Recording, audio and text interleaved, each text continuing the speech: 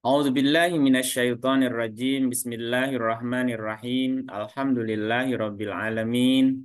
Wa bihi nasta'inu ala umuri dunya waddin. Asyhadu an la ilaha illallah wahdahu la syarikalah, al-malikul haqqul mubin.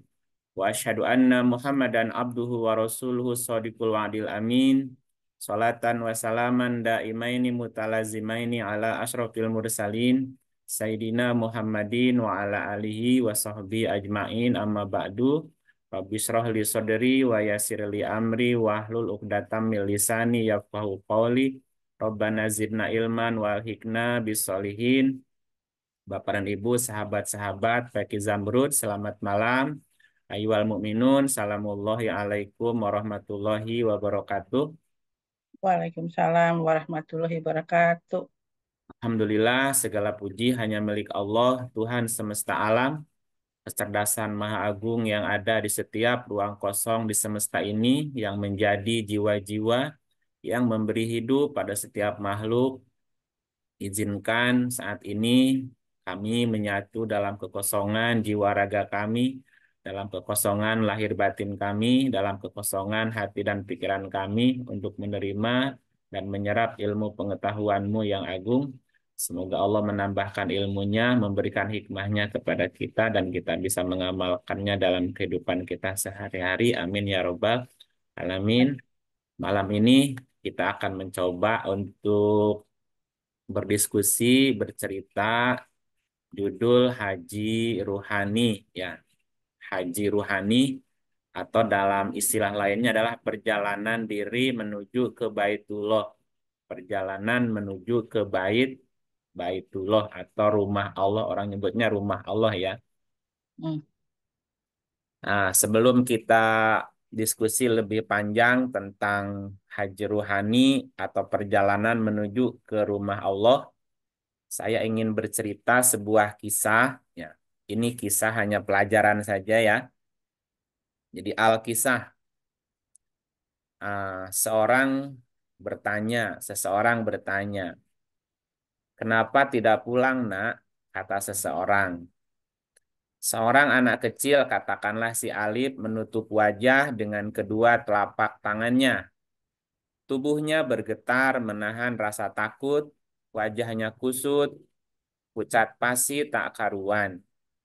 Entah dingin malam yang membuatnya seolah menggigil, atau keberanian yang membeku di dalam yang membuatnya mematung. Kamu kenapa, nak? Tanya si Fulan kepada si kecil, mencoba untuk menenangkannya. Si Alif kecil mengintip dari celah jemarinya untuk mencari tahu suara apa itu. Setelah merasa yakin itu adalah suara manusia, lalu si Alif kecil berkata, "Saya ketakutan, Pak. Saya ketakutan. Tidak berani berhadapan dengan malam di luar seperti ini," sahutnya saat merasa ada yang datang untuk menemani dan bertanya. "Lalu kenapa kamu tidak pulang, nak? Di mana rumahmu?" Tanya si Fulan menyelidik. "Saya juga takut pulang, Pak, karena banyak pekerjaan rumah yang tidak saya bereskan.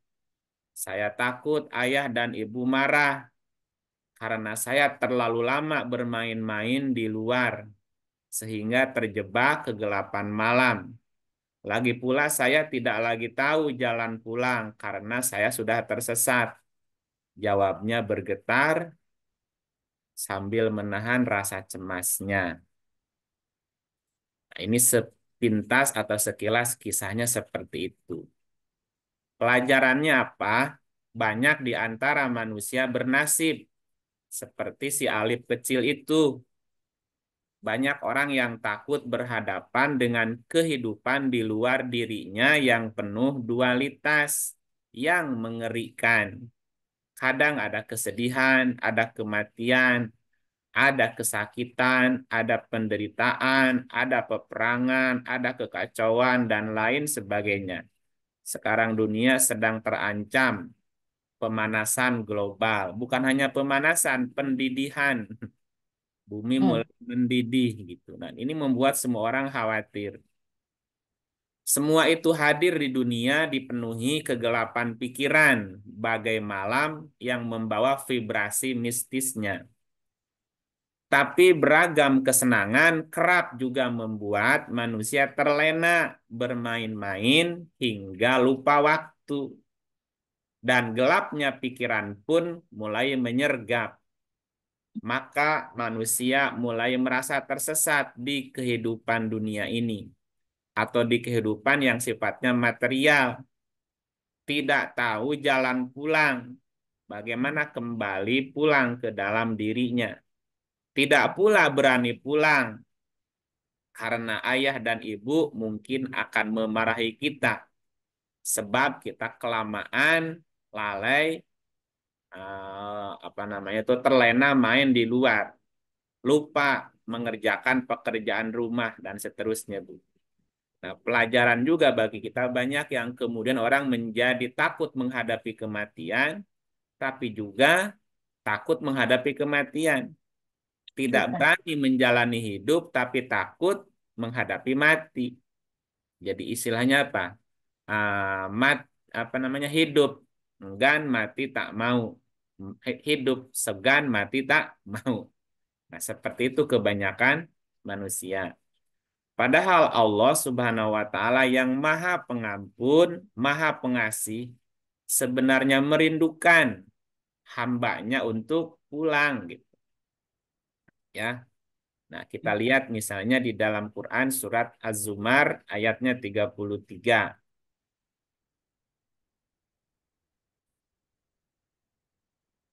39 ayatnya 53. Ya, sebentar ya. Baik. Baik. Udah muncul ayatnya, Bu? Atau kan saya Baik, punya teman-teman saya baca duluan ya. silakan Ibu. Makasih. Bismillahirrahmanirrahim. Ayat 39, maaf, surat 39 ayat 3. 53. 53 ya. Katakanlah, hai hamba-hambaku yang melampaui batas terhadap diri mereka sendiri, janganlah kamu berputus asa dari rahmat Allah. Sesungguhnya Allah mengampuni dosa-dosa semuanya. Sesungguhnya dialah yang maha pengampun lagi maha penyayang. Ya, ini yang dipanggil hamba-hambaku yang baik hati, yang soleh, apa yang apa nih, Bu? Kalau dilihat dari kalimatnya ini termasuk orang-orang yang ada dosanya juga ya. Hmm. Hai hamba-hambaku yang melampaui batas terhadap diri mereka sendiri. Ya, seperti kisah di atas tadi, seperti seorang anak yang lupa mengerjakan pekerjaan rumah, malah main di luar rumah, akhirnya Hmm. dia kemalaman, takut pulang, dan seterusnya, Hmm. Bu. Hmm. Ya, sebenarnya ayah ibunya di rumah menunggu pulang nggak, Bu? Iya, Nah, menunggu kan, khawatir nggak kenapa anaknya nggak pulang? khawatir. Nah, Allah lebih dari itu. Sekalipun terhadap hambanya yang melampaui Bat, batas. Gitu ya, Bu ya. iya, Allah tetap masih memanggil, "Hai hamba-hambaku, jangan kamu berputus asa dari kasih sayang Allah. Jangan putus asa dari rahmat Allah." Istilahnya, seberapa besar pun kesalahan anaknya, seberapa banyak dosa anaknya, senakal apapun anaknya, ayah ibunya tetap sayang nggak kira-kira, Bu?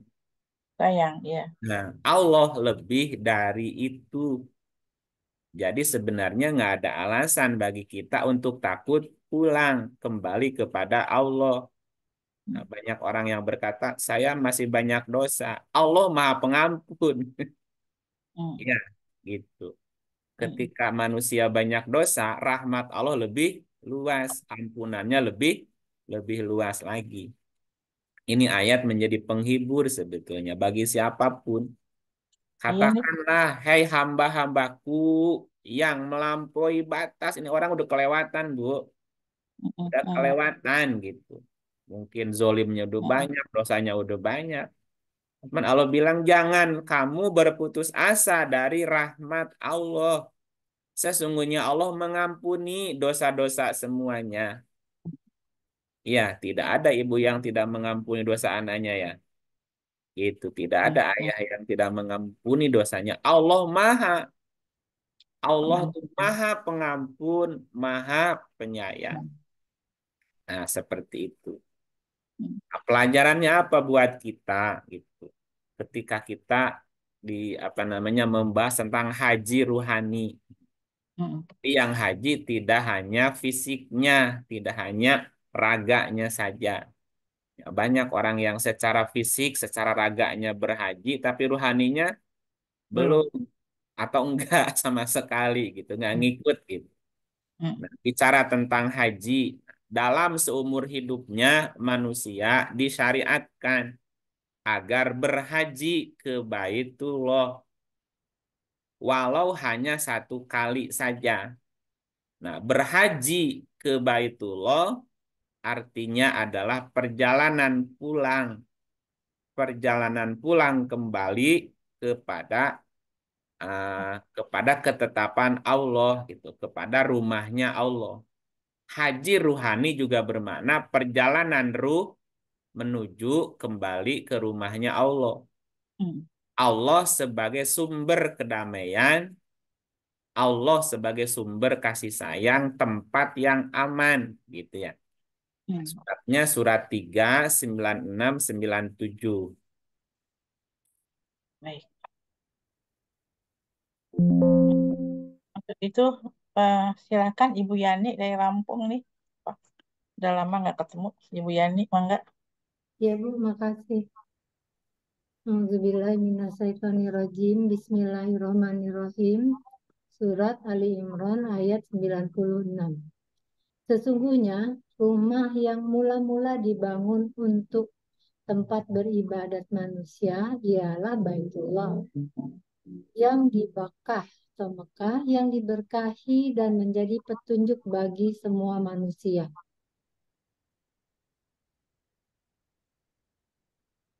Lanjut.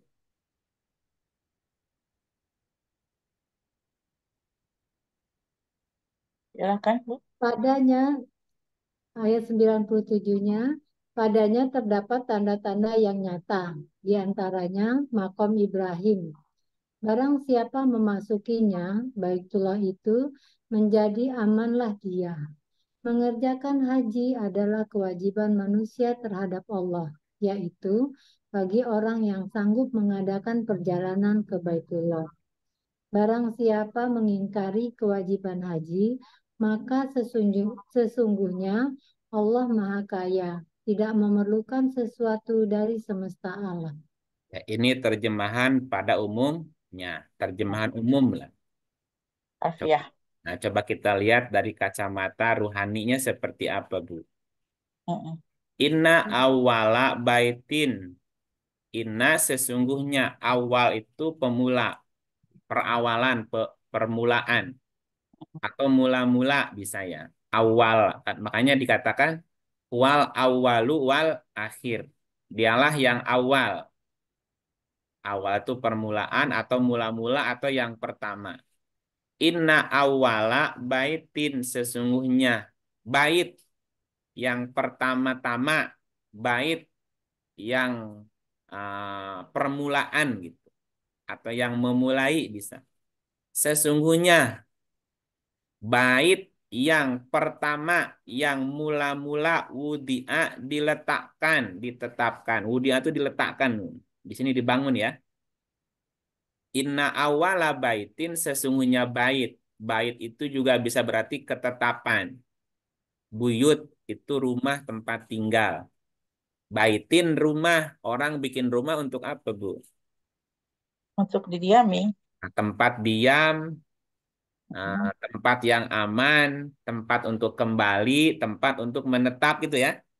Iya, Sehingga bait bisa bermakna sebuah ketetapan di mana ketetapan itu setiap orang akan kembali ke situ.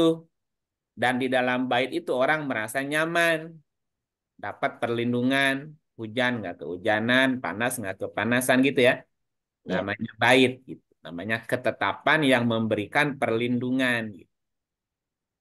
Inna awala baitin sesungguhnya bait yang mula-mula, bait yang pertama-tama diletakkan,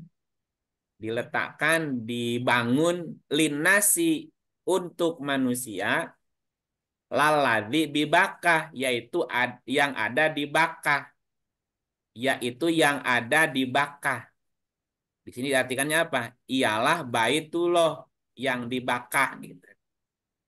Sini langsung udah ada Baitullahnya nih.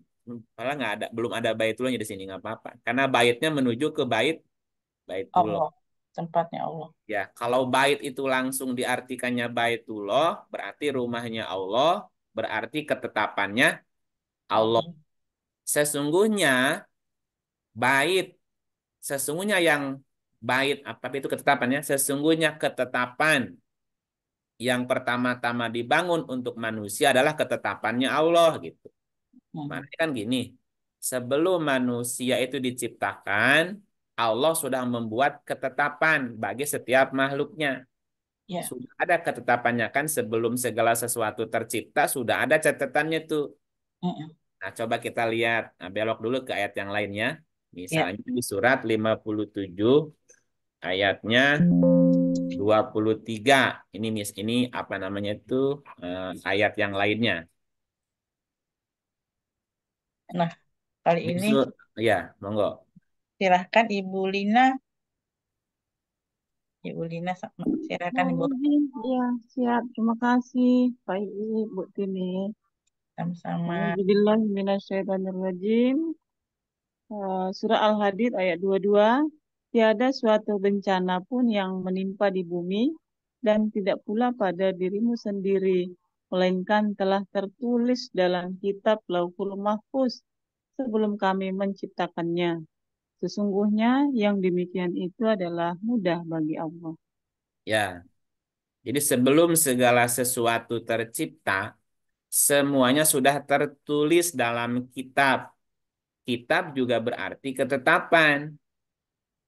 Ya, jadi makanya tadi, sesungguhnya yang pertama-tama dibangun untuk manusia adalah ketetapannya. Mm-mm. Surat 3 kembali ke 96 tadi ya.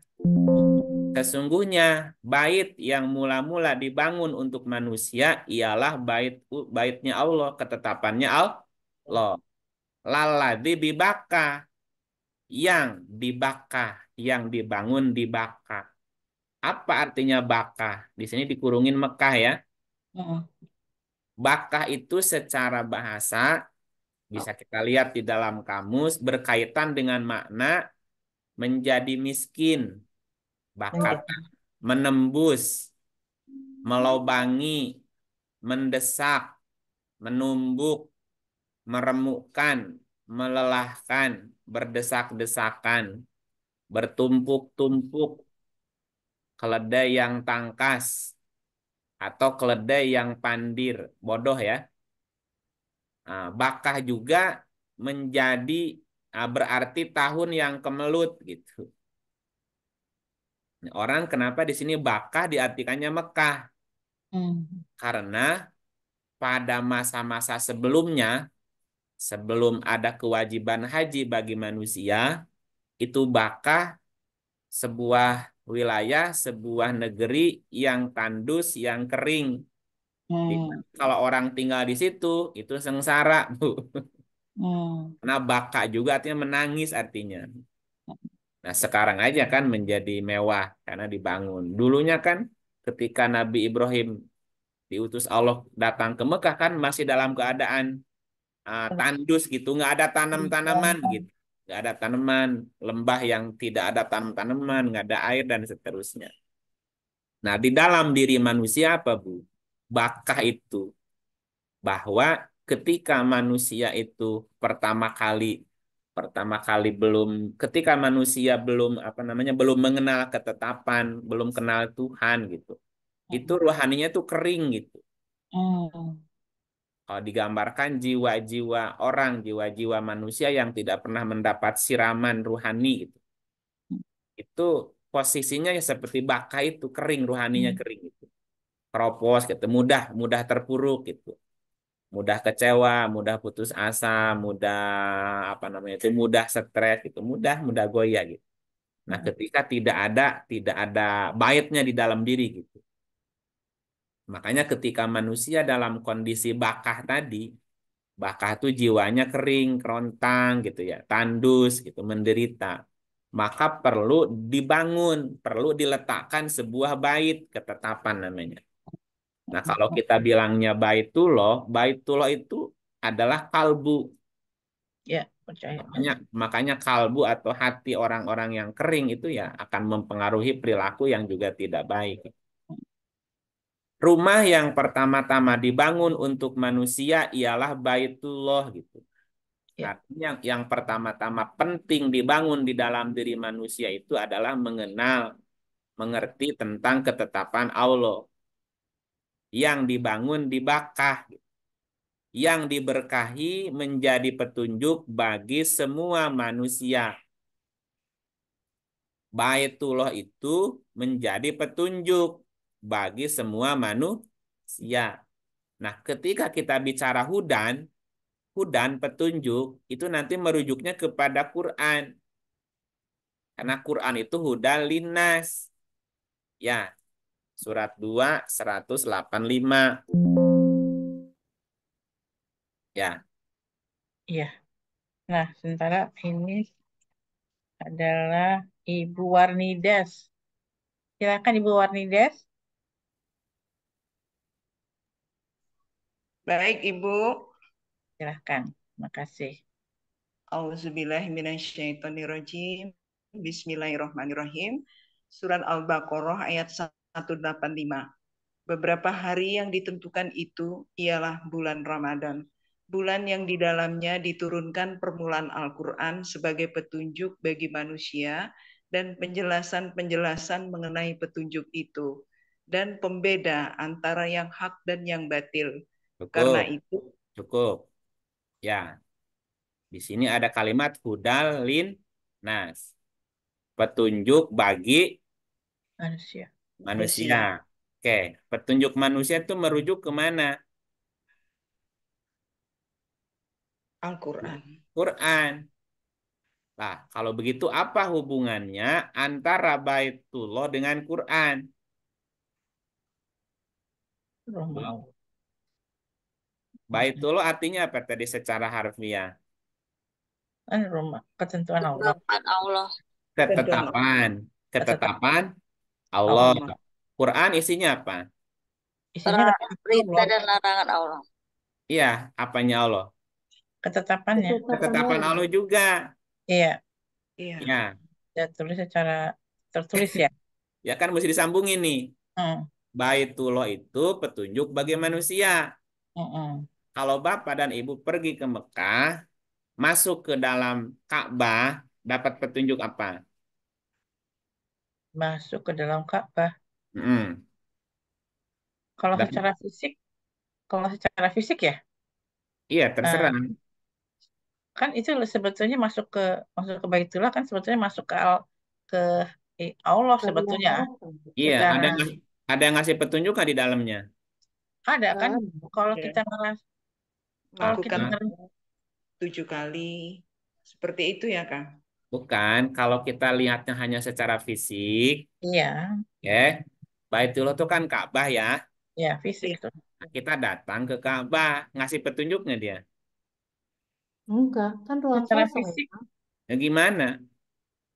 kalau secara Terus Berarti Ka'bah itu sebuah simbol, simbol. simbol. Kalau ngerti dapat petunjuk, kalau enggak ya cuma mm-mm, selfie aja di situ. Ya selfie aja, aku sudah lagi umroh, aku lagi haji nih, aku lagi tawaf ya. Ya terus apa maksudnya? Maknanya apa? Nah gitu kan nggak ngerti. iya, Makanya dijelasin. Kalau kita Iya. kembali lagi nih ke surat 396 ya, biar mm-mm, nyambung ayatnya. Sesungguhnya bait rumah yang mula-mula dibangun untuk manusia ialah baitullah. Baik. Maknanya apa? Bahwa penting bagi manusia sebelum dia beribadah harus tahu petunjuknya terlebih ya, dahulu. Dibangun mindsetnya dulu. dibangun pola pikirnya dulu. Sebelum dia menyembah Allah harus kenal Allahnya dulu. Ya Bu, ini pasti paham sebelum seseorang diterima di sebuah perusahaan kan mesti tahu nih orang kira-kira eh, kompeten Kompeten. nggak di bidang itu. Ya, Kalau belum kan dia mesti training dulu. iya. Makanya ada orang magang dulu di sebuah perusahaan. Nah, kalau sudah siap baru masuk ke tempat kerjaannya. Lah sama manusia dalam hidup juga begitu. Ya, Yang penting dibangun di awal bagi manusia adalah membangun tadi, membangun mindsetnya, iya. membangun pola pikirnya, membangun paradigmanya dulu, visi misinya harus jelas. Nah, kalau enggak nanti kerjaannya berantakan. Hmm. Gitu ya. Oke, jadi Oke, nyambung ya. nyambung. Sesungguhnya bait. Nah, baitnya baitullah berarti merujuk kepada Quran. Kenapa? Karena baitullah menjadi apa? Petunjuk bagi manusia. Nah, di surat Al-Baqarah 185, petunjuk manusia adalah Quran. Quran itu petunjuk bagi Hmm. manusia. Nah, terus Ka'bah apa? Simbol. Hmm. Kenapa bentuknya kubus, kotak, bukan bulat, bukan bola, bukan limas, atau bukan piramida, Bu? Hmm. Nah, itu yang mesti diungkap. Kenapa bentuknya kubus, kotak, gitu ya, dan seterusnya. Kenapa dalamnya kosong? Kenapa dikasih baju hitam, bukan baju belang, gitu? Kenapa hitam, gitu? Itu pasti ada petunjuk di situ. Ada makom di situ, ada Hijri Ismail di situ, ada Sofa Marwiyah di sekitarnya. Itu pasti ada makna. Iya. Kalau nggak paham, orang sononya pelangak kolongo aja, hanya selfiean Hmm. doang. Hmm. Oke, lanjut ya ayat 97-nya. Mudah-mudahan nyambung nih. Padanya, padanya, nyahnya ngerujuk kemana nih? Padanya Pas tadi. Nyahnya pada. kemana, Bu? Ya, maaf, gimana pertanyaannya? Padanya, ini nyahnya merujuk kemana nih domirnya? Ketetapan itu ya, Kang. Pada ketetapan. Padanya, berarti pada ketetapan itu, pada baitullah itu, pada Al-Quran itu, gitu kan? Iya. Nah, padanya terdapat ayat-ayat yang nyata, ayatun bayinatun. Berarti di dalam Quran ada ayat-ayat. Hmm. Ayat artinya tanda. Hmm. Jadi ketika orang pergi haji, ya pergi haji ke Baitullah, tandanya kebaca nggak di situ? Hmm. Ada tanda apa di situ? Apa yang bisa kita baca? Iya, harus dianalisa Nah, di makanya kalau kalau kalau nggak ngerti, nggak ngeh, ke sana cuman ya fisik cuman tadi cuman Mengerti, lihat, iya. iya ya. nggak ngerti. Hanya Cuma sekedar itu aja jalan-jalan. kan ritual aja, pulang nggak Iya. ngerti apa-apa.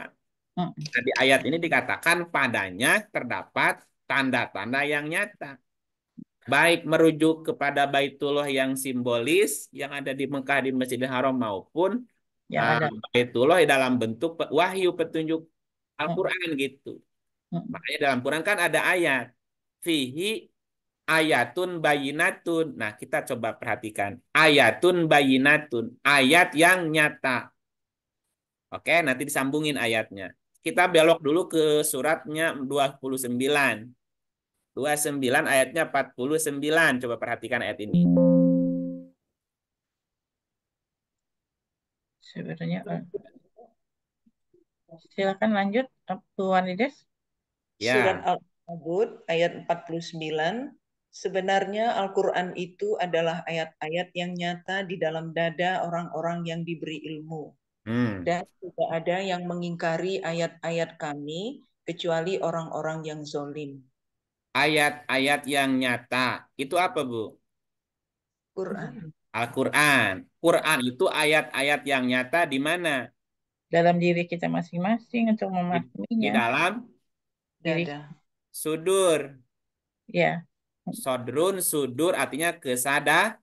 kesadaran. Di dalam dada itu ada kolbu. Di dalam kolbu ada fuad. Nah, di dalam fuad itu ada Sadar. kesadaran. Oke. Jika Al-Quran itu ayat-ayat yang nyata di dalam dada. Sementara Quran itu juga adalah bait Allah. Berarti bait Allahnya ada di mana? Dada. Dalam Di dada, kesadaran. di dalam dada. Makanya dikatakan dalam sebuah mafhum hadis, qulubul mukminin baitullah. Kalbu, hati orang-orang yang mukmin adalah baitnya Allah. Berarti di dalam kolbu orang-orang yang mukmin ada ayat-ayat Allah, ada Al-Quran, ada ketetapan Allah. Kenapa? Karena di dalam dadanya ada ilmu. Ilmu. Kenapa ada ilmu? Kenapa diberi ilmu? Kenapa diberi ilmu? Karena ketika orang itu ada iman, Allah akan memberikan petunjuk. Namanya ilmu itu. Ya, 10. 10, sorry. Bukan. Apa tadi itu? Ini ke ini dulu. Balik dulu ke 29 dulu ya tadi. Ya, tadi itu 29, 49 ya. Ya. Bahwa Quran itu adalah ayat-ayat yang nyata di dalam sudur orang yang diberi ilmu. Ya, ilmu itu adanya di dalam dada, di dalam kesadaran seseorang. Jadi ilmu itu membuat orang menjadi sadar gitu. Bahwa di dalam dirinya ada ayat-ayat Allah, ada Quran sebagai pola pikir mindsetnya tadi. Ya, nah coba kita balik ke mana. Dan tidak ada yang mengingkari ayat-ayat kami kecuali orang yang zolim. Bukan nggak ada ayat itu, tapi orang itu zolim. Zolim itu kan memilih kegelapan, Bu. Ketika orang itu zolim, menutupi diri, ya berarti petunjuknya nggak nampak, nggak kelihatan. Padahal petunjuknya di dalam diri. Coba kita kembali lagi ke surat 397. Padanya terdapat tanda-tanda yang nyata. Jika nyahnya ngerujuk kepada Quran, maka di dalam Quran ada ayat-ayat yang nyata. Nah, sementara di surat 2949, ayat-ayat yang nyata itu ada di dalam dada. Dan ayat-ayat yang di dalam dada itu adalah Quran yang sudah menjadi ilmu. Gitu ya. Udah jadi ilmu kan? Gitu. Iya. Oke, padanya terdapat ayat-ayat yang nyata. Makomu Ibrahim, yaitu makom Ibrahim. Nah, di antara ayat-ayat itu adalah makom Ibrahim. Apa itu makom? Apa itu Ibrahim, Bu? Ya, kalau Bapak Ibu lihat gambarnya, mana gambarnya ya? Ada yang punya gambar Ka'bah nggak? Bentar.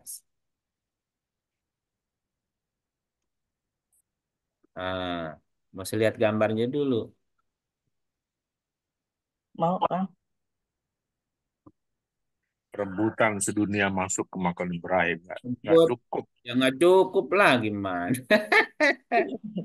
Bentar dulu, ini kok nggak bisa keluar gambarnya ya.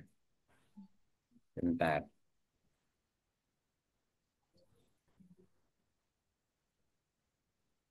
Nah, masih ada gambaran. Share. Oh, ini ada gambar Ka'bah kan? Nih. Ini gimana gedeinnya? Udah ke-share belum gambarnya? Udah, Udah. kelihatan. Udah. Ya, tinggal digedein. Ini kan gambar Ka'bah nih, Bu ya. Iya. Oke, tadi ayatnya gimana ayatnya? Padanya, Ada makam. nyahnya ngerujuk ke Baitullah. Baitullah adalah petunjuk manusia. Petunjuk manusia adalah Quran. Quran. Nah, Baitullah ini simbolnya. Ini kan simbol ya. Iya. Ini kan kubus nih. Ini kalau lihat dari sudutnya ada 8, Bu. Kayak heksagonal ya. Iya. Ini kan ada 3 sudut, bawahnya 3 sudut juga. Cuma ini makomnya nggak kelihatan di sini nih makomnya nih. Apa-apalah nggak makomnya. Padanya terdapat tanda-tanda di antaranya makom Ibrahim. Makomnya ada simbol nih. Cuman di sini nggak ada. Harus sebelah sono kayaknya simbolnya. Di balik Betul. itu. Di balik sebelah sono kayaknya makomnya, Bu. Nah, Mm-mm. makomnya ada di luar apa di dalam? Di luar. Di luar kan? Kenapa nggak di dalam disimpannya? Itu pasti ada situ. Nah, oke, semuanya kan ada simbolnya. Ka'bah simbol dari Baitullah. Baitullah adalah petunjuk Allah berupa Quran. Nah, posisi makom Ibrahim apa hubungannya dengan Baitullah, Bu? Jika Baitullahnya adalah wahyu, Al-Quran, petunjuk Allah, makom Ibrahimnya apa? Kan gitu ya. Ya. Nah, kalau kita lihat kembali ayatnya. Katanya terdapat ayat-ayat yang nyata. Bahwa ayat-ayat yang nyata ada di dalam dada, di dalam sudur. Mm. Nah, ayatnya di dalam sudur, berarti Baitullahnya di dalam dada. Di dalam Ya. tadi kan? Ya. Di antaranya makom Ibrahim. Rasional. Makom itu artinya kedudukan. Mm. Ada istilah gini, saya mah belum sampai ke makomnya. Nah, tadi seperti Pak Jai cerita sesuatu. Bu Tini bilang, saya mah belum sampai ke makom itu. Gitu. Mm. Mm. Itu level gitu. Mm. Leveling atau kedudukan, Bu. Makom gitu kan. Namanya Mm. makom tuh bukan kuburan, makam. Mm. Makom artinya kedudukan. Makom juga bisa berarti level, Bu. Mm. Ibrahim secara harfiah bahasa dari kata abroha, yu'abrihu Ibrahiman. Mm. Burhan dari kata baroha artinya logik. Iya. Logik pikiran yang terang gitu, Bu. Iya. Maksudnya gini, ketika kita sudah mampu, sudah bisa berpikir logik, maka dialah orang-orang yang bisa membaca ayat-ayat itu. Mm. Hanya orang-orang yang berpikir logik yang bisa menangkap tanda-tanda itu gitu. Potensinya ya. Sama ketika kita baca Quran tapi nggak logik, ya nggak dapat petunjuknya gitu. Mm-mm. Tidak dapat Nah, ilmunya ya, Kang. nggak dapat, iya nggak dapat ruhnya, nggak dapat petunjuknya, Tensinya ya, nggak ada pesannya ya, Kang? nggak dapat esensinya, nggak dapat substansinya. Nah, ketika kita bicara makom Ibrahim ada sekitar 22 tangganya, Bu. Kalau makom itu digambarkan sebagai steger. Mm. Steger Dapat untuk kebanggaan dia, Kang. ya. T. Dapat kebanggaan selfie-selfie di makom Ibrahim. Nih, gua Lah, sedang umroh nih, gitu. iya, tapi nggak ngerti makomnya apa, Ibrahimnya Nggak apa. ngerti. Nggak ngerti. Makanya kenapa makom itu diumpamakan seperti steger. Steger membangun Ka'bah, Bu. Ya, Ini kan tingkatan ya. gambar Ka'bah itu kan tinggi, posisinya kan di lebih dari tinggi manusia kan? Ya. Nah, bagaimana manusia yang pendek bisa membangun Baitullah yang tinggi? Maka butuh steger. Hmm. Nah, steger itu disimbolkan dengan makom Ibrahim. Manusia tidak akan mampu membangun, menyusun petunjuk-petunjuk di dalam dirinya. Manusia tidak akan sanggup menyusun ayat-ayat di dalam dadanya kecuali dia menggunakan steger, menggunakan makom Ibrahim namanya. Jadi manusia Levelnya minimal harus tingkat punya ya. 22 karakter tentang Ibrahim, Bu. Nah, nanti kita bicara tentang makom Ibrahim sendiri ya. Soalnya Hmm. 22 karakter panjang sampai pagi lagi urusannya. Hmm. Ya. Nah, coba lanjut ayatnya. Barang siapa memasukinya, masuk apa? Masuk ke Baitullah. Berarti seseorang itu masuk mendalami ketetapan Allah. Ya, boleh nggak masuk ke Ka'bah? Silakan kalau bisa. Ya kan Tapi hanya orang tertentu yang bisa masuk ke Ka'bah, mau presiden, menteri, raja gitu kan? mm, Orang biasa pergi haji bisa masuk ke Baitullah, ke Ka'bah. Wah, Nah, berarti Baitullah di sini Baitullah yang mana? yang dalam hati. Yang tadi yang Baitullah dalam wujud petunjuk Allah, dalam wujud wahyu Al-Qur'an. Oke? Nah, barang siapa yang masuk ke dalam ketetapan Allah, masuk ke dalam wahyunya Allah, di situ dia masuk ada di dalamnya. Hmm. Menjadi amanlah dia. Waman dakholahu karena amina. Orang yang sudah masuk, ngerti, paham tentang ketetapan Allah, dia tidak akan lagi merasa susah, kecewa. Enggak, dia akan aman di dalam itu. Kenapa? Dia sudah paham semua ketetapan Allah. Kehilangan tidak akan sedih, sakit tidak akan menderita, misalnya mati juga tidak susah. Ya semuanya sudah ada ketetapannya, tinggal dia menjalani. Oke, nah baru cerita haji di ayat berikut nih, di kalimat berikut. Mengerjakan haji adalah kewajiban manusia terhadap Allah. Mana kewajibannya? Walillahi ala nasi hijul baiti. Walillahi dan bagi manusia ala nasi atas manusia hiju. Hijul baiti. Hiju itu berhaji artinya berargumen, Bu. Oh ya. Melakukan prosesi argumentasi.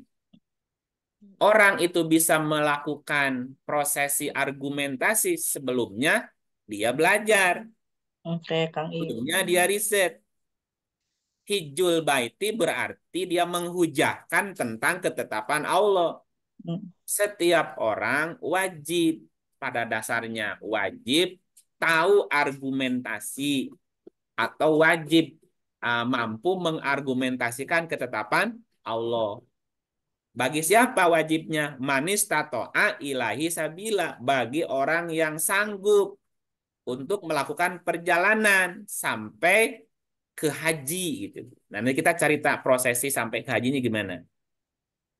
Waman kafaro fa innallaha ghaniyun 'anil alamin.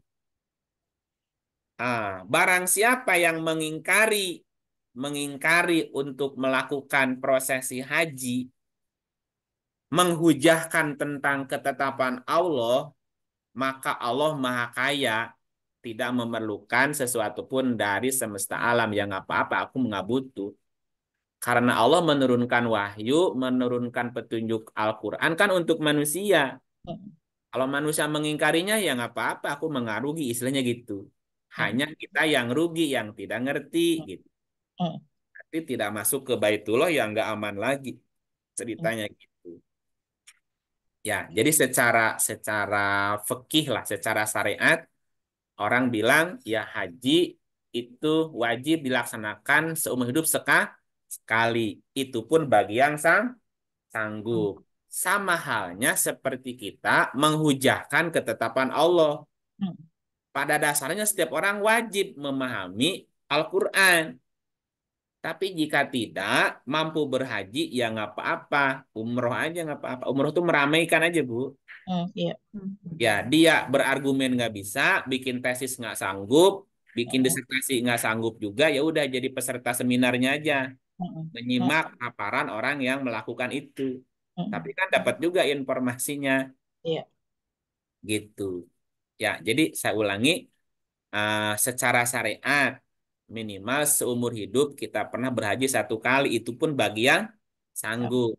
Nah, ada ulama yang bilang tidak wajib bagi kita mencari uang untuk ongkos naik haji, Bu.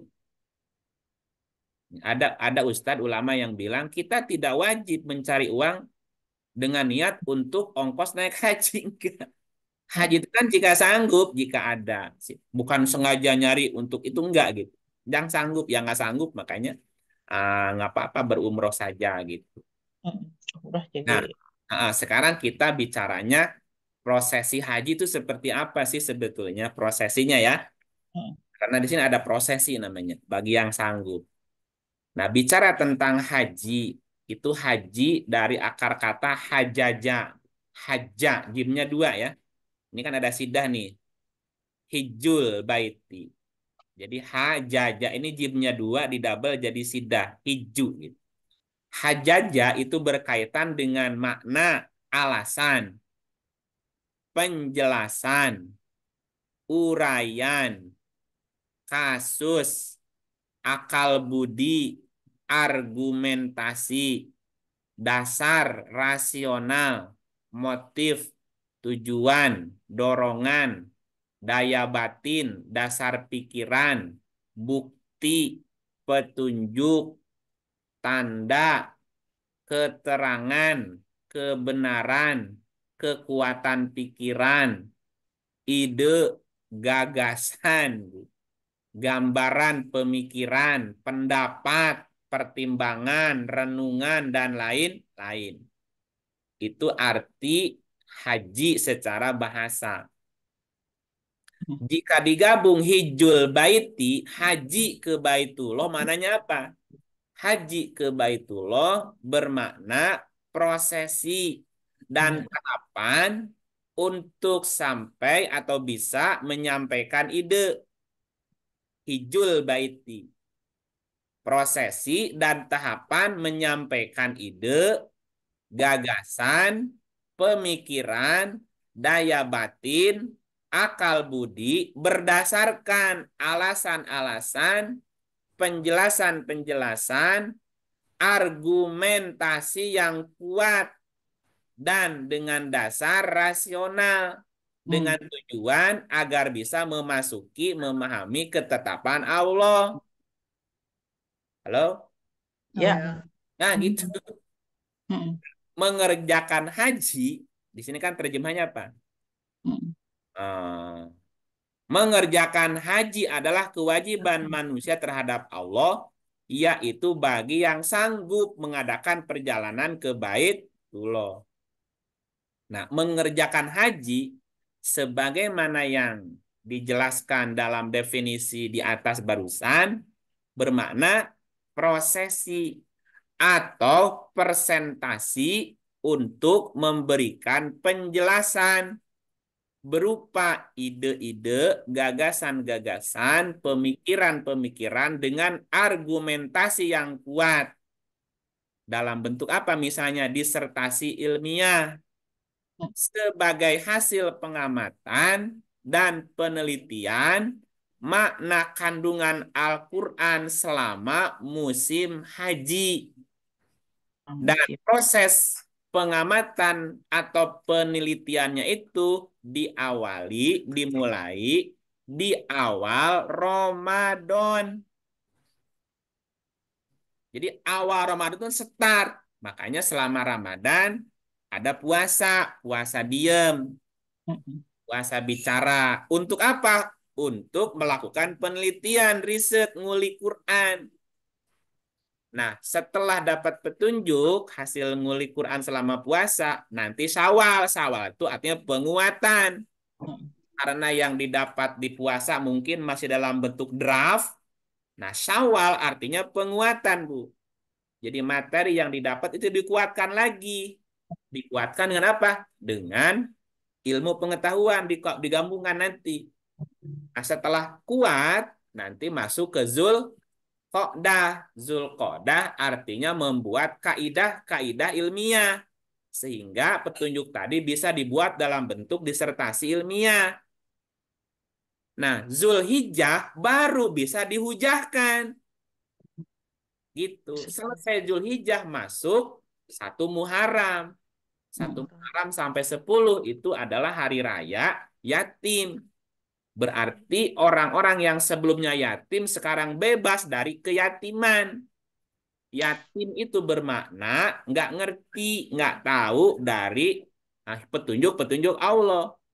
Sekarang udah nggak yatim lagi. Makanya diperingati 10 sampai 1 sampai 10 Muharram, hari raya anak yatim. Hari raya yatim tuh berarti manusia bebas dari keyatiman, bebas dari kebodohan sebuah petunjuk. Karena ada orang yang berhaji tadi. Nah, dari Ramadan sampai Zulhijjah itu kan 4 bulan. Ramadan, Syawal, Zulqa'dah, Zulhijjah. Nah, yang 4 bulan ini disebut sebagai 4 bulan penting. Atau namanya Arbaatun Hurum. Nah, selama 4 bulan ini selain waktu untuk melakukan riset, manusia itu dilarang untuk melakukan pembunuhan. Atau dilarang untuk menghilangkan nyawa, dilarang membunuh, dilarang berburu, dilarang memakan hewan buruan darat kecuali laut. Kenapa? Karena ini berkaitan dengan ekosistem alam semesta. Nantinya gitu Bu, panjang nih ceritanya. Jadi bulan haji itu 4. Prosesnya 4 bulan dari Ramadan tuh mulainya tuh. Nah, makanya ya kalau diurai jadi seperti itu. Nah, sementara kalau kita lihat prosesi haji sekarang, gimana? Pulang haji ada dapat makalah tentang ilmu pengetahuannya nggak? Kan nggak ada. Nggak Ya, ada. cuma dapatnya foto selfiean tadi. Mm-mm. Karena hajinya tinggal ritualnya, tidak dapat esensinya, Bu. Cek Iya, orang sama cul dog dog tinggal tigel. itu yang Manasik saya. juga ritualnya aja, Kang. Ya ritualnya aja, nggak sampai ke dapat apa ini maksudnya gitu. Apa sih Iya, maknanya? Oke, nah kita iya, lihat coba lihat ayat-ayatnya ya. Jadi prosesi haji itu dari 1 Ramadan. iya, Kenapa? Karena di 1 Ramadan itu ada apa namanya mulai melakukan penelitian, menggali gitu kan. iya, Apa dia dapat tentang apa? Tentang ilmu, kesehatan dan seterusnya, Bu. iya. Coba kita lihat prosesi hajinya surat 2 158. 2 Saya, 158. iya. Sekarang beralih ke Pak Gatot. Silakan Pak Gatot. Siap, terima kasih Bu. Sama-sama Pak.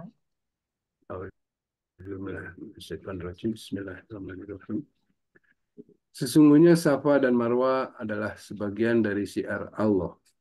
Maka barang siapa yang beribadah haji ke Baitullah atau berumrah, maka tidak ada dosa baginya mengerjakan sa'i antara keduanya. Dan barang siapa yang mengerjakan suatu kebajikan dengan kerelaan hati, maka sesungguhnya Allah Maha mensyukuri kebaikan lagi Maha mengetahui. Ini kalimatnya unik. Sesungguhnya sofa dan marwa. Apa itu sofa? Apa itu marwa? Nggak diterjemahin kan? Enggak. Mm-mm. Nah, sesungguhnya sofa dan marwa adalah sebagian dari syiar Allah. Syiar Allah apa juga nggak dijelasin. Mm-mm. Ya, Barang siapa yang beribadah haji ke Baitullah atau berumroh. Atau, ini berarti pilihan ya. Mm-mm. ya, Berarti kalau nggak sanggup berhaji, maka tidak mengapa umroh. umroh. Bedanya apa? Kalau haji kan dia yang berargumentasi, Ya, yang mengajukan menyediakan. disertasinya. Mm. Yang berumroh hanya meramaikan, menjadi Amin. peserta seminarinya kan gitu ya. Iya, penyimak sama Nah, penyaji ya. nyaji. Maka tidak ada dosa baginya mengerjakan sa'i antara keduanya. Nah, kalimatnya kenapa begini? Barang siapa yang beribadah haji ke Baitullah atau berumroh, maka tidak ada dosa baginya mengerjakan sa'i. Kalimatnya kenapa tidak dosa, bukan harus gitu ya? Ya, Kan gini misalnya, Pasti ada. barang siapa yang haji ke Baitullah atau berumroh maka harus mengerjakan sa'i. Kan bukan harus. Kalimatnya tidak Betul. berdosa. Berarti kalau nggak sa'i batal nggak hajinya? Enggak, Nggak enggak, batal. Tapi kalau sa'i berdosa nggak? enggak. enggak. Terus apa fungsinya sa'i? Nah, kayaknya itu kan mesti diurai. Sofa Mm-mm. apa, marwah apa, siar Allah apa, sa'i itu apa. Ya, Bu ya. Iya, dulu Dan pernah barang kita. siapa mengerjakan suatu kebajikan dengan kerelaan hati, maka sesungguhnya Allah Maha mensyukuri kebaikan lagi Maha mengetahui. Ini kan kalimatnya mesti dibongkar nih satu-satu. Iya, Ya, tapi ya nggak apa-apa. Kita baca yang lain. Ini tentang Sofa Marwa. Surat 2, 196. Nanti kita ambil pelajarannya. silahkan Pak Gatot lanjut. Ya. Dan sempurnakanlah ibadah haji dan umrah karena Allah. Jika kamu terkepung, maka korban yang mudah didapat dan jangan kamu mencukur kepalamu sebelum korban sampai di tempat penyembelihannya. Jika ada di antaramu yang sakit atau ada gangguan di kepalanya, lalu ia bercukur, maka wajiblah atasnya berfidyah, yaitu berpuasa atau bersedekah atau berkorban. Apabila kamu telah apabila apabila kamu telah merasa aman, maka bagi siapa yang ingin mengerjakan umroh sebelum haji di dalam bulan haji, wajiblah ia menyembelih kurban yang mudah didapat. Tetapi jika ia tidak menemukan binatang kurban atau tidak mampu, maka wajib berpuasa 3 hari dalam masa haji dan 7 hari lagi apabila kamu telah pulang kembali. Itulah 10 hari yang sempurna. Demikian itu kewajiban membayar fidyah bagi orang-orang yang keluarganya tidak berada. di sekitar Masjidil Haram. Dan bertakwalah kepada Allah dan ketahuilah bahwa Allah sangat keras siksaannya. Pak Gatot paham nggak ayat ini apa ceritanya? Enggak, Malah bingung. Enggak, Pak. Kusut tambah kan? bingung. Bingung Kusut. ya?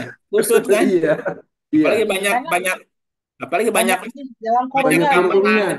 Ada banyak kurungnya ini malah jadi kacau. Iya, Hmm. iya. Coba, coba perhatikan. Dan sempurnakanlah ibadah haji dan umroh karena Allah. Oke, Iya. ya. Jika kamu terkepung, oke tambah deh. Jika Tidak kamu ada terus. terkepung, maka sembelilah korban yang Iya. murni cepat. Ini gimana ceritanya? Cerita Hmm. haji suruh korban. Dan Hmm. jangan kamu mencukur kepalamu sebelum korban sampai di tempat penyembelihan. Ini apa hubungan antara haji umroh dengan korban, dengan mencukur rambut, dengan penyembelihan, Bu? Iya, itu dia ya yang jadi pertanyaan besar. Pusing, Ya, kusut. makin dibaca ke bawah makin Lebih makin pusing. bukan tidak mengurai kan? Iya.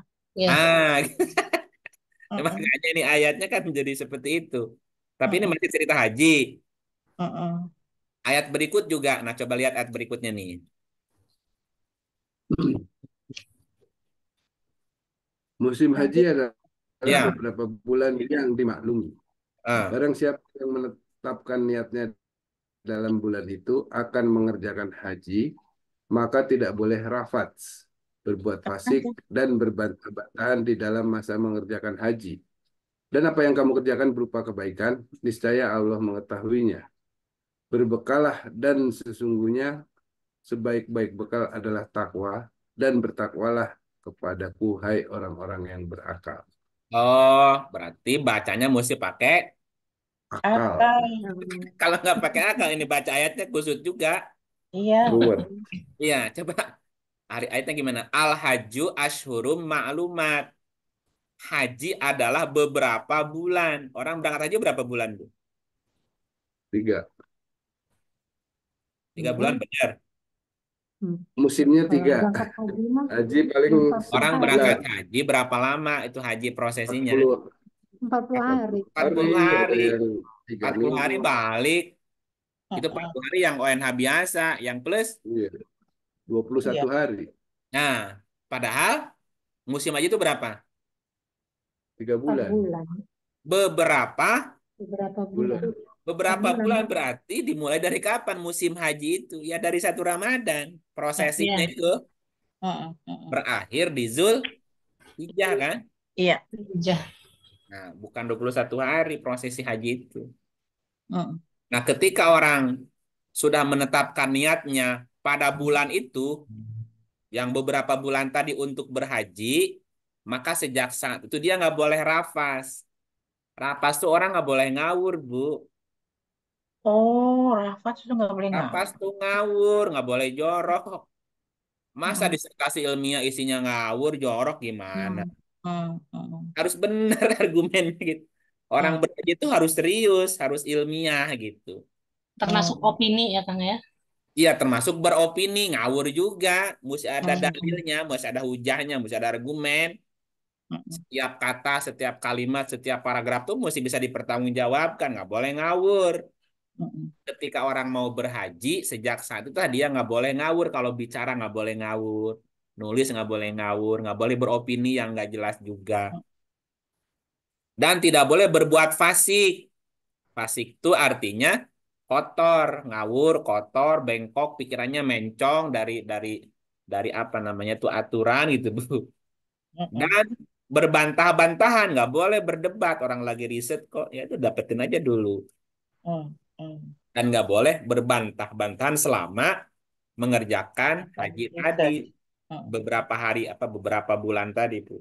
Mm-mm. Fokus aja riset, jangan bantah-bantah dulu. Mm. Dan seterusnya. Ini masih cerita haji juga. Ini Mm-mm. masih ada beberapa ayat yang masih cerita haji, Bu. Misalnya di surat 2. Ini kan tadi surat 2 158.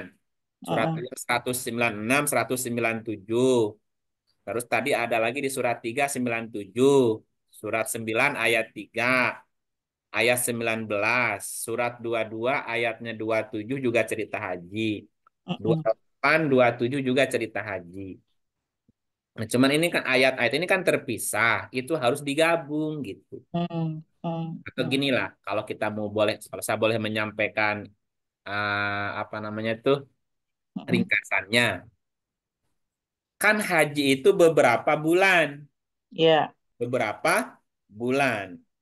Karena haji itu adalah prosesi untuk memberikan penjelasan berupa ide, gagasan, pemikiran dengan argumentasi dan dimulai sejak awal Ramadan prosesnya, Bu. Ramadan. Iya, Mulai risetnya kan awal Ramadan tuh. iya. Nah, dalam prosesi haji nanti, prosesi penyampaian argumennya, Hmm, itu sangat memungkinkan terjadinya perdebatan gitu. iya, Jadi ketika seseorang katakanlah disertasi ilmiahnya disampaikan, apa orang nyebutnya sidang ya, sidang terbuka itu, hmm, ketika orang menyampaikan sidang terbuka isi dari disertasinya, itu sangat memungkinkan terjadi perdebatan perdebatan. atau penyanggahan. Bahkan mungkin saja terjadi saling saling menjatuhkan nih. Hmm, Bener nggak nih kuat argumennya nih? Kan kalau nggak digituin nggak gimana dia ngebelanya kan? iya, Saling menjatuhkan gitu. Atau bahkan bisa jadi terjadi pertengkaran tuh mempertahankan eh, pendapat. pendapatnya kan? Nah, di situ akan nampak siapa orang yang dewasa Hmm, teruji hmm, kecerdasannya dalam membuat sebuah disertasi ilmiah, Bu. hmm.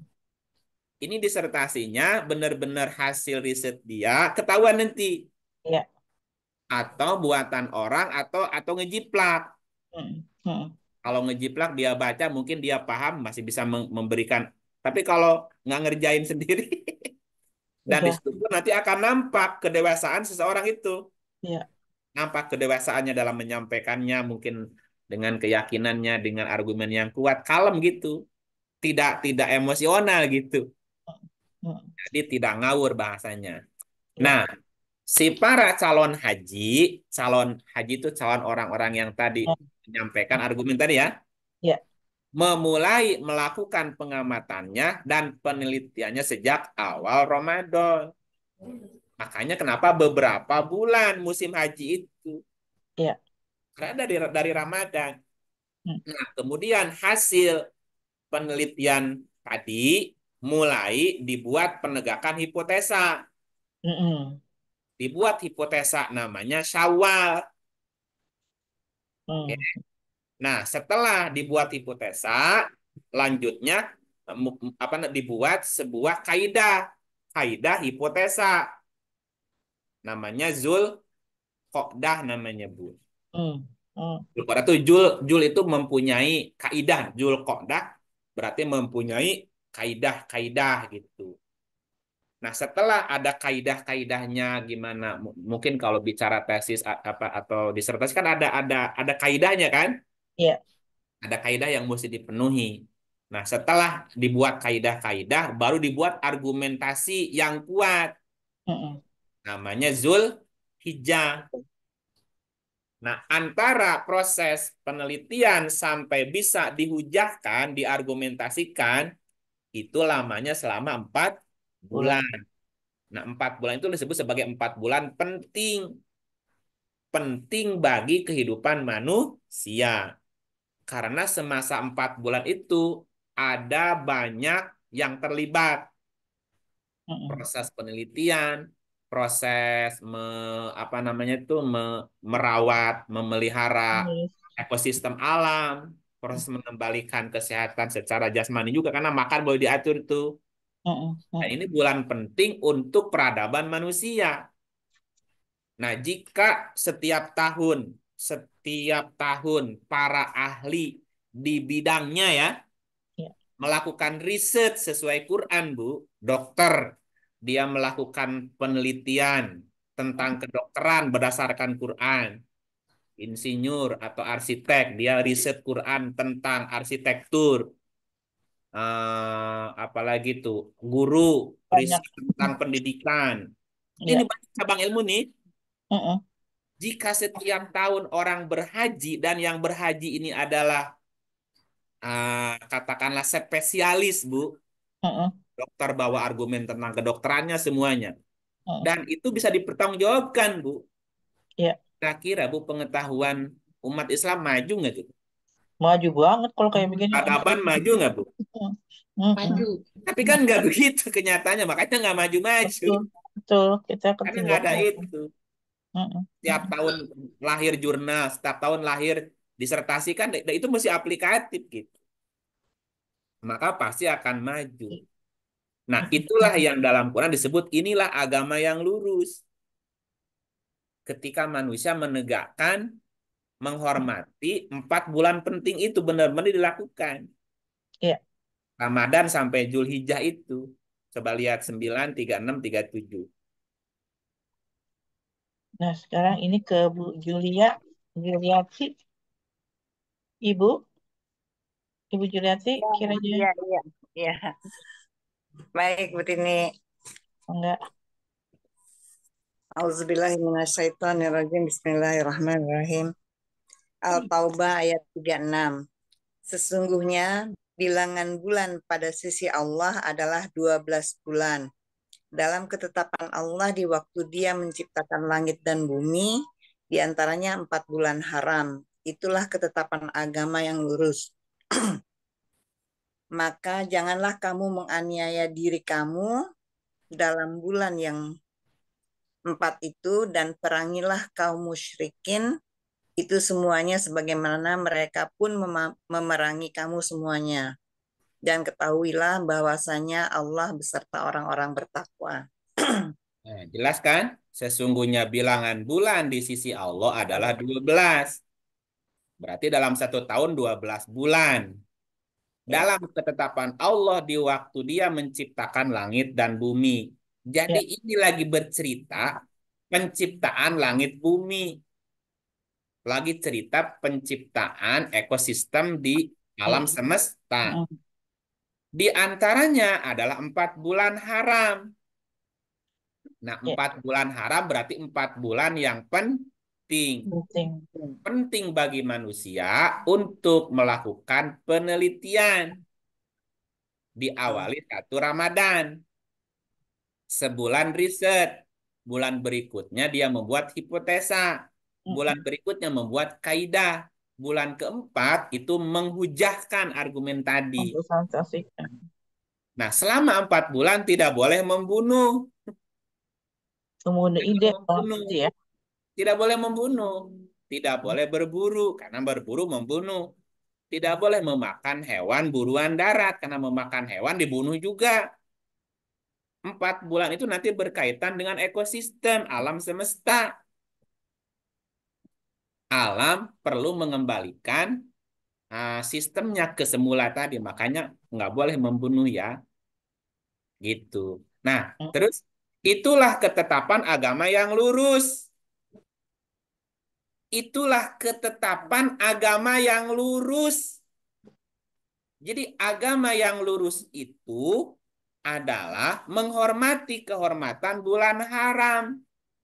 Jangan kamu menganiaya dirimu di dalam bulan yang 4 itu. Apa bentuk penganiayaannya? Membunuh hewan buruan darat. Makanya selama 4 bulan nggak boleh berburu, nggak boleh membunuh, nggak boleh memakan hewan darat. Dilanggar juga ya terserah. Berarti ini pelanggaran apa? Berat ini sebetulnya. Iya. Apakah potong kambing sama potong sapi Nah, banyak yang makanya ini gimana nih urusannya sedunia udah begini. Mm-mm. Ya, dan perangilah kaum musyrikin itu semuanya. Sebagaimana mereka pun memerangi kamu semuanya. Siapa musyrikin yang dimaksud? Kalau kita lihat ayat berikut, ada orang yang mengundur-ngundurkan bulan haram itu. Jadi 4 bulannya digeser-geser, nggak berurut. Sesungguhnya mengundur-ngundurkan bulan haram itu adalah menambah kekafiran. Mengundurkan bulannya jadi kafir, nambah kekafiran. Membunuh zolim, Bu. Nah, ini bulan haji malah orang nyembelih daging. Iya. Nyembelih. Disesatkan orang-orang yang kafir dengan mengundur-ngundurkan itu. Mereka menghalalkannya pada suatu tahun dan mengharamkan pada tahun yang lain agar mereka dapat mempersesuaikan dengan bilangan yang Allah mengharamkannya. Jadi diundur-undur bulannya ini boleh enggak gitu. Mereka bisnis gimana? Maka mereka menghalalkan apa yang diharamkan Allah. Setan menjadikan mereka memandang perbuatan yang buruk itu menjadi baik. Padahal itu perbuatan buruk kan, Bu. Dan Iya. Allah juga memberi petunjuk kepada orang-orang yang kafir. Jadi melanggar kehormatan bulan haram, jatuhnya musyrik, jatuhnya kafir, jatuhnya zolim. Ini tiga-tiga disebut. Jangan zolim ya, jangan kafir ya, jangan musyrik. Ini sedunia melanggar kehormatan bulan haram gimana, Bu? Ya, Jadi nanti boleh kan kalau kita berkurban itu eh, dikonversikan kepada uang untuk kasih research kayak kasih iya eh, biayanya gitu. untuk berkorban, korban Iya. buat riset. Ibu mau nyembelih juga Dia 3 boleh bulan nanti di bulan Muharram. sejak Kang belajar tentang hal ini 4 tahun yang lalu kalau nggak salah 3 tahun yang lalu saya sudah mengkonversi itu ya. Tidak. Ya, untuk Hmm. riset korbannya tuh. Kalau mau nyembelih sapi juga nanti Muharram udah keluar dari Arbatun Urum. Muharram nyembelihnya. Sekalian hari raya yatim. Gitu pestanya. Hmm. Hmm. 1 sampai 10 sampai 9 itu diskusi menyampaikan hujah. Tanggal Ya. 10-nya makan pesta. Makanya Ya. kan hari raya yatim. Setelah 9 hari diskusi Ya. menyampaikan ide gagasan tadi kan makalah. Tanggal Ya. 10-nya pesta di situ hari raya anak yatim. Orang sudah bebas dari keyatiman.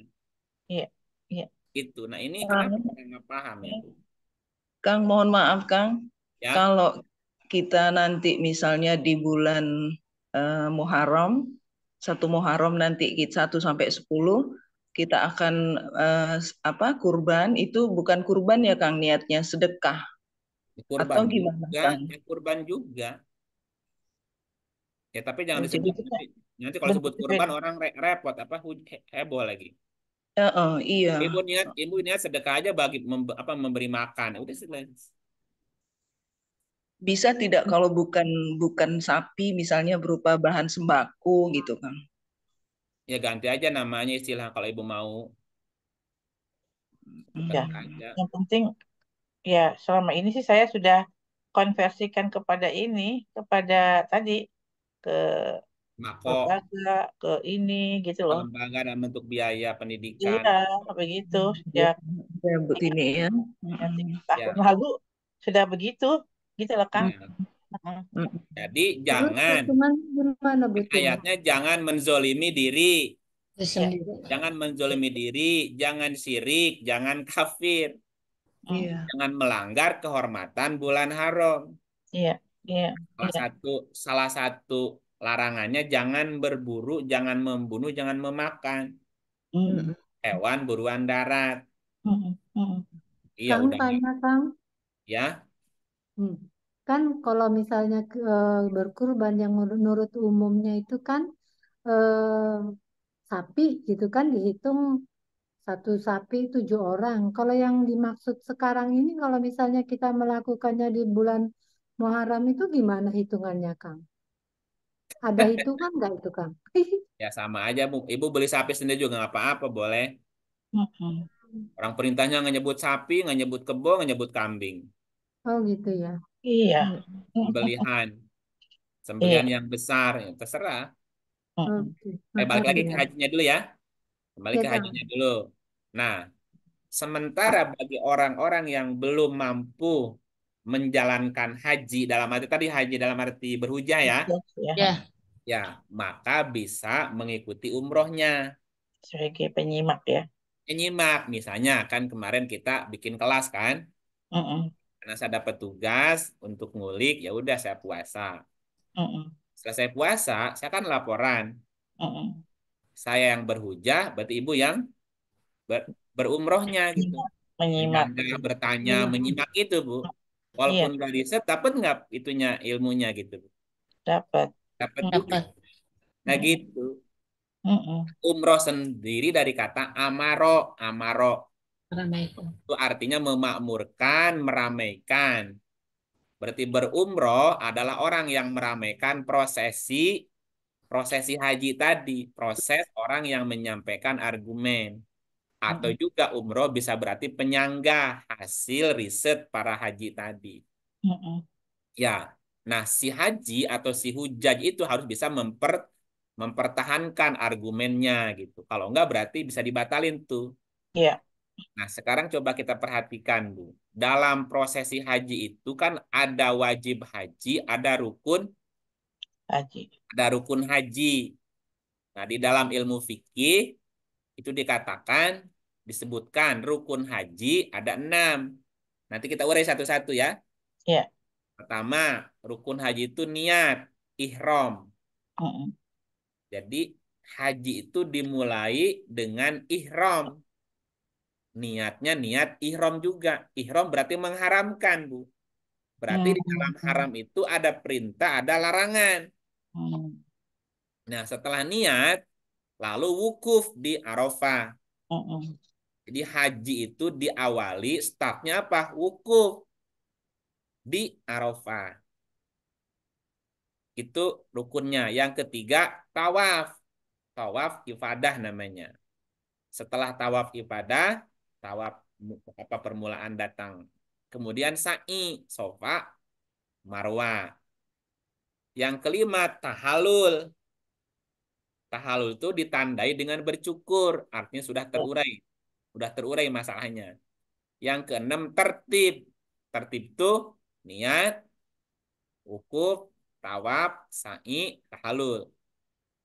Ya, apabila tidak melaksanakan salah satu rukun, maka hajinya batal.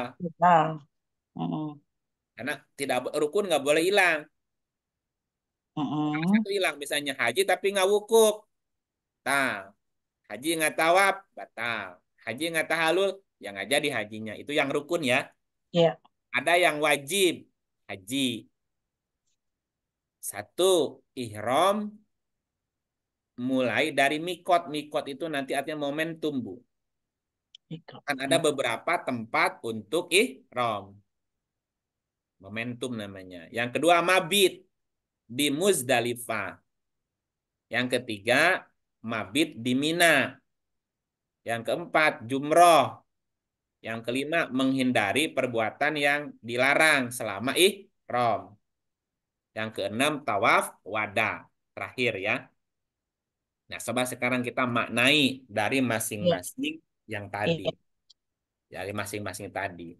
Iya. Jadi selama haji itu atau haji itu diawali dengan ihram.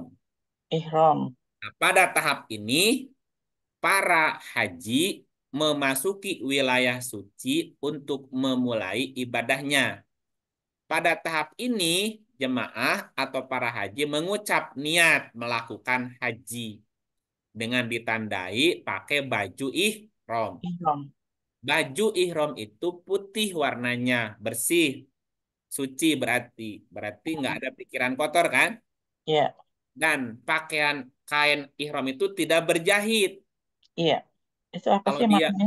iya artinya kalau dia mulai haji, pakaian ihram tidak berjahit maknanya dia masih punya materi yang belum terjahit. Jadi Oh, konsepnya masih acak tuh. putih. Oke. Belum disusun rapi gitu, belum jadi Hmm. sesuai dengan cara penulisannya gitu. Jadi Iya. tapi bahannya udah ada nih. Hmm. Hanya ditandai ihram tuh itu baju Hmm. atau kain yang tidak berjahit, belum Iya. dijahit gitu ya. Hmm. Hmm. Nah, Belum di. ihram ya Hmm. tadi ihram itu ditandai memakai baju atau memakai kain putih. Itu juga menjadi simbol dari pemisahan. Pemisahan dari dunia. Saya akan rehat dulu dari kesibukan dunia. Fokus melakukan riset mencari petunjuk. Dan mempersiapkan hati fokus untuk haji ke Baitullah tadi. putih bersih ya gitu. Nah, ihram secara bahasa ya, Iya. itu artinya penting. Ya, penting, suci, terhormat, tuh, haram. Makanya Mm-mm. Masjidil Haram, masjid yang suci, masjid yang penting. Nah, secara terminologi, ihram artinya mensucikan, menghormati, menjaga kehormatan. Apa yang harus dihormati, disucikan, dan dijaga kehormatannya? Yang tadi, arbaatun hurum. 4 bulan yang harus dihormati. Gitu. Nah, ihram sendiri kata benda atau isim masdar untuk menunjuk sebuah aktivitas di waktu arbaatun hurum. Jika kita mengerjakan aktivitas dalam rangka mengerjakan sholat, nah maka aktivitas itu disebut iqomus sholat. Pakaiannya, ihram itu kan belum dijahit. Masih hasil riset yang masih mentah tuh, Mm-mm. belum di Belum apa terolah namanya? ya. Belum diolah gitu. Nah, hurum bentuk jamak dari haram. Berarti karena Mm. hurum itu jamak, ada beberapa bulan jadinya, Bu. Beberapa bulan gitu. Arbaatun hurum berarti 4 bulan penting untuk dihormati, penting untuk disucikan. Jangan melanggar, jangan menzolimi diri di bulan itu.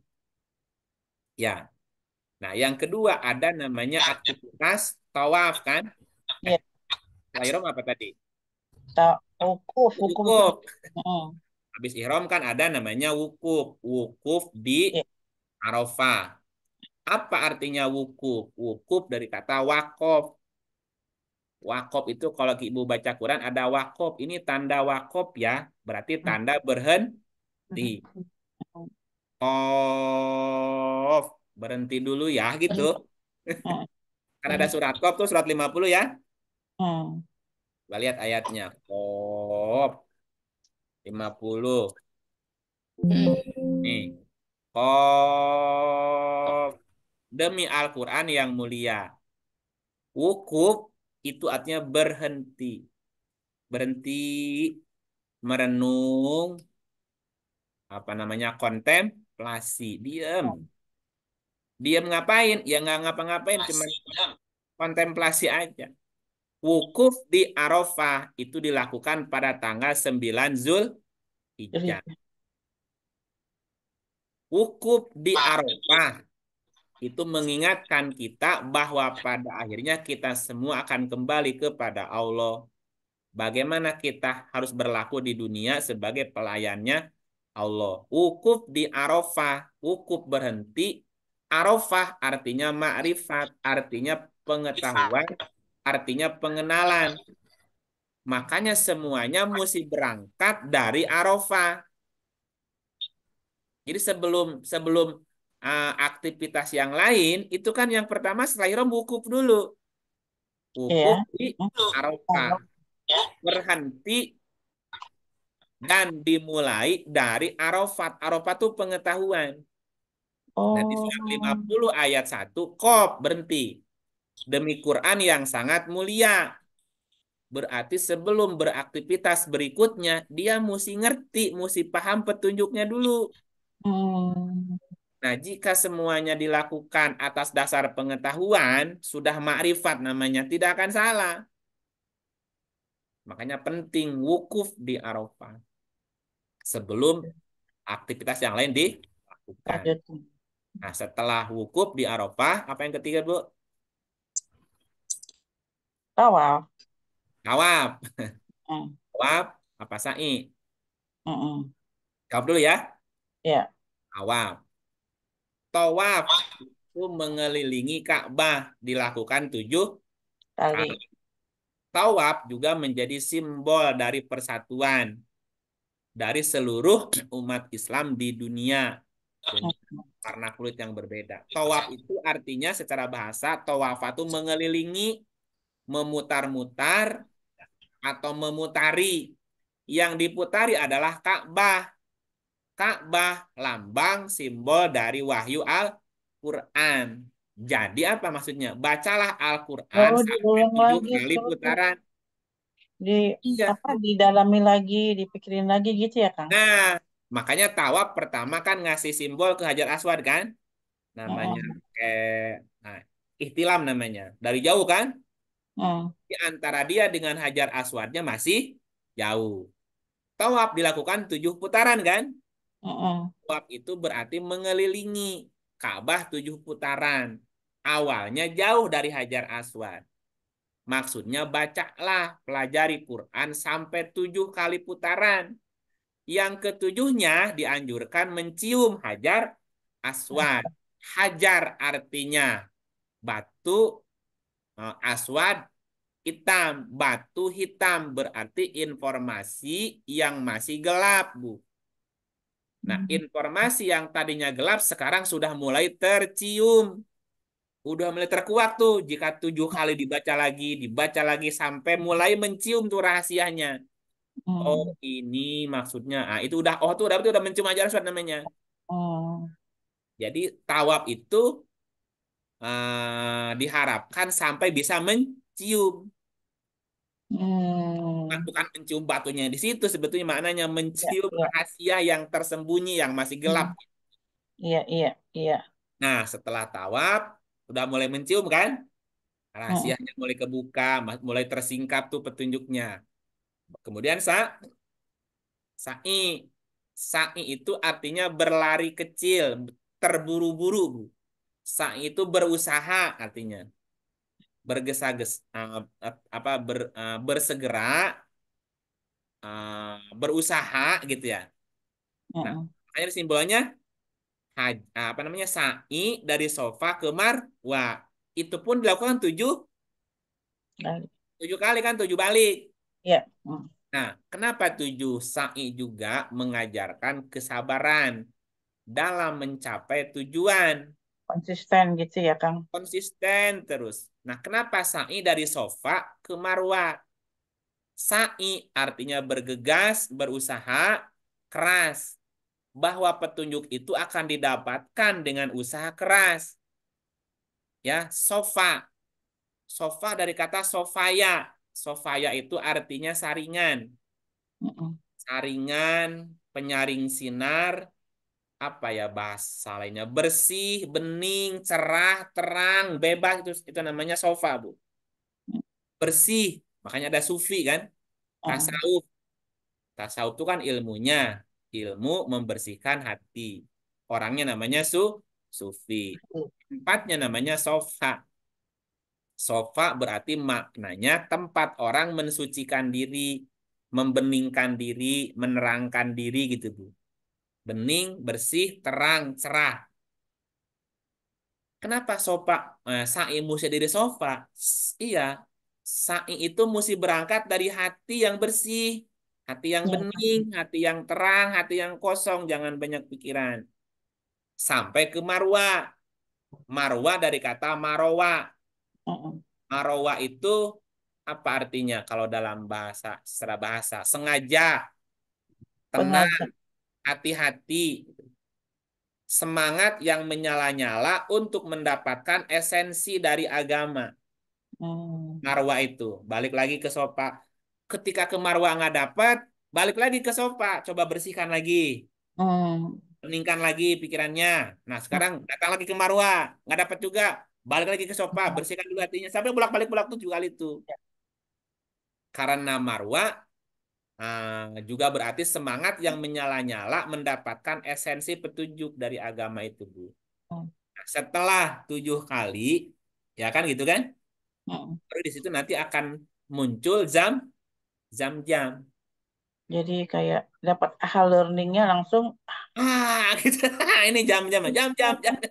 Banyak tuh karena kalau udah keluar airnya malah nggak ketahan nanti gitu. Aduh, Mm. kan tuh nggak bisa ditahan tuh. Nah, itu namanya udah dapat jam-jam. Mm. Jam-jam, jam-jam. Artinya kumpulkan, kumpulkan gitu, Bu. Bahannya Mm. kalau dapat, oh kumpulin aja dulu. Nanti kan disusun ulang bisa. Mm. Makanya kadang-kadang waktu nulis kan nggak, kalau lagi banyak, banyak aja nggak ketahan kan, Bu ya. Iya, iya, Banyak iya. banyak, tapi kan masih itu kan masih draft kan kadang-kadang Hmm, tuh. hmm, hmm, Kan belum hmm, belum belum dibuat sintesanya gitu. Nah hmm. gitu. Nah jam-jam itu nanti dikumpulkan. Semua informasi dari Quran dikumpulkan. Makanya yang mendapatkan, bukan yang mendapatkan, yang menjadi dilalah keluarnya jam-jam kan Ismail, Bu.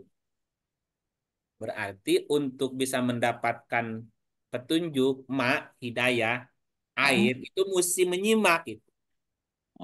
Mesti hmm, mendengar, gitu. Apa informasi dari Quran. Nah, hmm. yang mendapatkan kan Ismail namanya. Artinya harus mau mendengar informasi-informasi. Nah, setelah airnya keluar, dikumpulkan dalam bentuk tadi kan tulisan, tulisan, tulisan, supaya nggak hilang, gitu. Iya, iya, Air iya. jam-jam itu berarti kumpulan wahyu yang dikumpulkan dalam bentuk jurnal, dalam bentuk makalah, dalam bentuk tulisan, dalam Hmm, bentuk hmm, modul, hasil disertasi ilmiah itu. hmm, hmm, hmm, hmm, Nah, gitu. Nah, kemudian hmm. ada apa lagi tadi? Ada mabit. Mabit di Muzdalifah. Iya tuh, Mabit, mabit. mabit itu katanya bermalam, Bu. Hmm, Jadi pada malam hari jemaah menghabiskan waktu di Muzdalifah, mengambil batu kerikil untuk ritual jumroh. Mabit iya. di Muzdalifah mengajarkan kebersamaan, persatuan dalam perjalanan menuju Hmm, kepada apa namanya itu kepuasan Tuhan. Jadi kerikil-kerikil yang mengganjal dalam prosesi haji tadi dibuang tuh, yang hmm, ganjel-ganjel kadang-kadang gitu ya, hmm, hmm. dilempar tuh. Karena kan ketika orang menulis itu kan nggak langsung jadi kan, kadang-kadang Iya. masih ada kata-kata yang mengganjal, yang rancu. Itu namanya Hmm, kerikil-kerikil namanya. hmm, Itu hmm, mesti dilemparin, dibuang, diedit kan. Makanya tulisan kalau mau dibikin buku kan diedit dulu kan, edit iya, kalinya. iya. Itu namanya membuang kerikil nah, Hmm, hmm, yang double gitu. Ada lagi kemudian ada jumroh kan. hmm, Jumroh tuh melempar. Jadi para haji apa namanya itu melempar, melempar jumroh. Nah, atau menyalakan kalau kalau mabitnya di Muzdalifah kan gelap tuh. Biasa orang menyalakan api gitu. Melempar jumroh itu juga mengajarkan kita untuk bisa melawan hawa nafsu, melemparkan hal-hal yang buruk, yang mengganjal gitu. Apa bahasanya komitmen untuk memberantas dosa dalam diri kita, melemparkan hmm. jauh-jauh gitu. Iya. Ya, kemudian ada, nah ini, jumroh itu kan ada tiga tuh. Ada jumroh ula, jumroh wusto, jumroh akobah kan? Hmm. Coba. Kenapa jumrohnya tiga tuh? Iya tuh kenapa ya? Ya kan secara konsep bahwa yang pertama-tama harus melakukan jumroh itu merempalkan kelikir, Hmm, merempalkan keraguan, menyingkirkan gangguan gitu kan, termasuk melemparkan keraguan gitu, menjauhkan hmm, menjauhkan dari hal-hal yang membuat kita ragu kepada hmm, ayat-ayat tadi. Maka hmm. yang pertama yang melakukan itu adalah bapak, Bapak, bapak atau ayah. oke. Jadi seorang Kenapa? ayah mesti jadi pionir yang mampu melempar jumroh. Nah, setelah bapak diikuti oleh ibu, itu namanya jumroh wusto. Nah, jumroh akobah itu namanya anak, Bu. Anak nanti ngikutin gitu. Jadi ini Hmm, konsep sebetulnya kebersamaan. hmm, hmm, Di hmm, ayah sebagai figurnya memulai melempar itu gitu. hmm, Karena hmm, karena bisa jadi yang menjadi halangan terbesar dalam melakukan prosesi haji itu siapa? Keluarga. Kalau nggak bapak, ibu, istri, atau anak. Maksudnya gimana ya, Kang? Contoh ginilah, Hmm, ibu lagi fokus nulis nih, riset, ya, hmm, riset ilmiah. hmm. Bisa nggak suami ngeganggu ibu? Bisa. Nggak, jadi nggak fokus. Iya, Nah, kalau kalau keluarga nggak dukung, bisa? Tidak mendukung? Nggak repot. bisa. Nggak bisa. Gini Hmm, aja lah yang simpel. Saya bisa melaksanakan puasa Ramadan karena keluarga mendukung gitu. hmm, hmm. Ya kalau Iya. nggak mendukung, ya nggak bisa. Hmm, hmm, hmm, Berarti kalau kalau si bapak, kalau suami yang puasa, berarti istri anak yang mendukungnya. hmm, hmm, Kalau bapak berarti anak, kalau anak berarti hmm, bapaknya juga mendukung gitu. hmm, Yang hmm, mesti hmm. kalau nggak ada dukungan nggak bisa lah Bu. Ya kita berantem. Karena Iya, ibu mau iya. riset selama 3 bulan pergi kemana. Kalau keluarga tidak menyetujui, Jadi beban ya, jadi beban nggak nggak dapat bisa. Nah waktu. gitu maksudnya. Mm, Makanya kenapa mm, jumrohnya 3, mm, mm, Pak, mm, ibu mm, dan anak. mm, Karena mm. 3 ini yang bisa menghambat. Iya, iya, Ibunya nggak setuju, ya ibunya nggak setuju, anaknya nggak setuju, apalagi udah iya. beban bisa gitu. Nggak paham sekarang. Mm, Nah kemudian ada lanjut. tawaf ifadah. Tawaf ifadah itu berarti kan orang ketika datang tawaf. Setelah kan gini ihram, wukuf, sa'i, tawaf kan? Mm, mm, Nah, tawaf itu dilakukan setelah kembali dari Mina, setelah mm. melakukan jumroh kan. Iya, Tawaf ibadah itu artinya ibadah itu kan ketika orang datang tuh. Ibadah itu apa artinya sasaran, Bu. Faidah gitu. Jadi panggilan seorang hamba kepada Allah untuk memperoleh balasan yang sempurna. Faidahnya apa sih? Tawaf ibadah. Jadi ketika kita mengelilingi Ka'bah tadi, berarti berputar 7 kali membaca Quran sampai apa itu sampai mencium Hajar Aswad gitu kan, mm, mm, mencium rahasia. Itu kan kemudian dilanjutkan dengan yang lain. Itu baru datang. Nanti setelah selesai haji ada tawaf wada gitu. Muter mm, lagi. Jadi di apa namanya dikoreksi lagi pakai Quran tuh. Coba koreksi mm, lagi. Misalnya gini, kita nulis nih, nulis selesai. Itu kan berarti masih pertama, permulaan. Ohnya masih oh di mm, ada di awal. mm. Itu kan ada prosesi lain tuh. Setelah Iya, ada tulisannya dikoreksi lagi tuh, dikoreksi bla bla bla. Terakhir direview lagi tuh dari awal iya. sebelum Mm, disampaikan gitu. mm, mm, mm, Baru setelah itu ada namanya tahalul. mm, Tahalul dari kata halala, artinya terurai, sudah terurai atau sudah terpecahkan, sudah mm. menemukan rahasia. Rasanya. Jadi yang selama ini menjadi rahasia, jadi pertanyaan, jadi apa namanya, jadi sesuatu yang Tauhidnya, ini segala sekarang macam. sudah terurai semuanya, ada Iya. penjelasan semua. Ya Mm. tahalul, makanya simbolnya dicukur. Mm. Botak, kepalanya botak, berarti sudah tidak ada lagi beban pikiran di kepala. Oh, gitu ya. Ya kan, tahalul itu kan dipotong rambutnya. Betul, Nah, betul. berarti bebannya sudah lepas dari kepala. Mm, Kenapa? mm, Sudah terurai semuanya. Oh, begini toh penjelasannya. Celing mm, tuh nggak ada. Makanya tahalul. Tahalul itu terurai. Semua masalah mm. udah terpecahkan. Terpecahkan, terpecahkan. Masalah itu gitu. Hmm. Bukan hanya botak tapi masih pusing gitu. Hmm. Nah, gitu. Oke, oke. Nah, Iya. ketika proses haji dan umroh, Mm-mm. semua karya ilmiah yang disajikan harus terurai dengan benar. Mm-mm. Atau Mm-mm. istilahnya semua karya ilmiahnya harus dapat mengurai dan memecah setiap rahasia atau Sianya. masalah dari kehidupan Sia. manusia itu gitu Bu.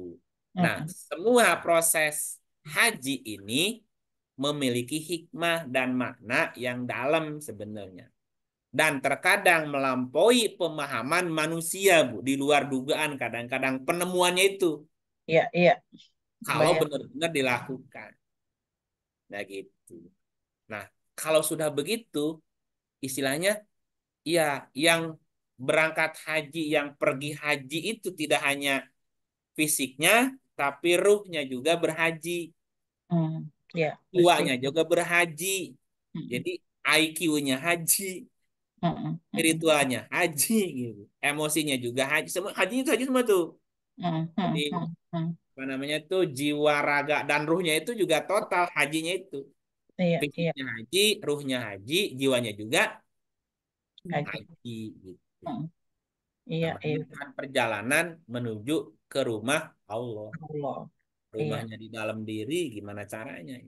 Mm-mm. Itu semoga bermanfaat. Udah hampir jam Nuhun. 10 Bu. Oh, iya. Nuhun Kang Ib. Jadi, punten sedikit coba memaknainya lebih lanjut bahwa secara sehari-harinya kita harus selalu membangun rumah Allah di hati kita gitu. Hmm.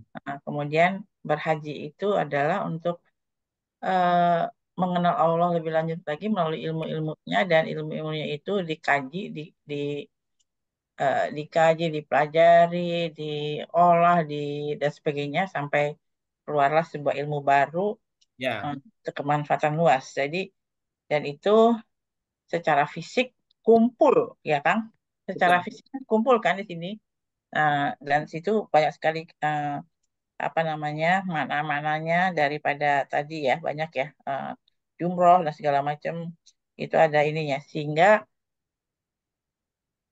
kita harus selalu siap apa membangun baitullah di dalam diri kita setiap hari ya, setiap Ya, saat ya kan.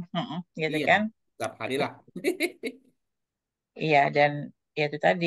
Dulu Kang I pernah menyampaikan ini, cuma saya agak-agak lupa. Tapi ada banyak yang hal-hal baru yang saya mendapatkannya malam ini, begitu. Eh, sehingga insya Allah ketika saya, walaupun tidak melakukan apa yang harusnya, di mana saya melakukan pengkajian, pengkajian apa ya, tetapi dalam situasi pun kan kalau saya sedikit merelevansikan kepada aktivitas kerja saya ya, Ya, gitu ya. Bu. Aktivitas kerja saya kebetulan berapa minggu belakangan ini ya, ada hal baru yang gitu ya. Dan sesuatu yang bagi saya ya, mungkin bagi orang lain tidak, tetapi bagi saya sebagai sebuah apa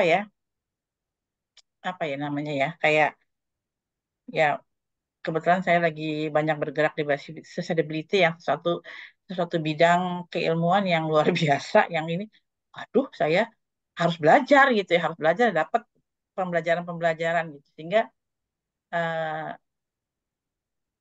bisa seperti itu juga kali ya Kang. Saya nggak, saya suka mikir, kok kok saya dikasih kesempatan untuk berada dalam situasi ini gitu ya. Iya.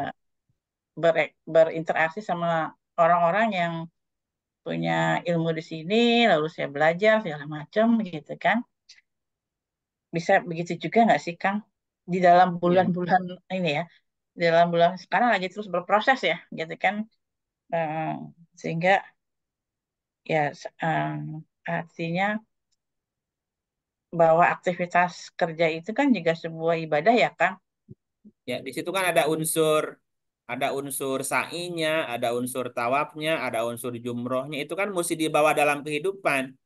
Iya, itu Mesti, yang. dalam hidup sehari itu mesti ada wukufnya dulu. Kan gini, dalam kita sibuk bekerja, misalnya Senin sampai Kamis sampai Jumat, Senin. Oh, dalam sebulan tuh kan sibuk banget.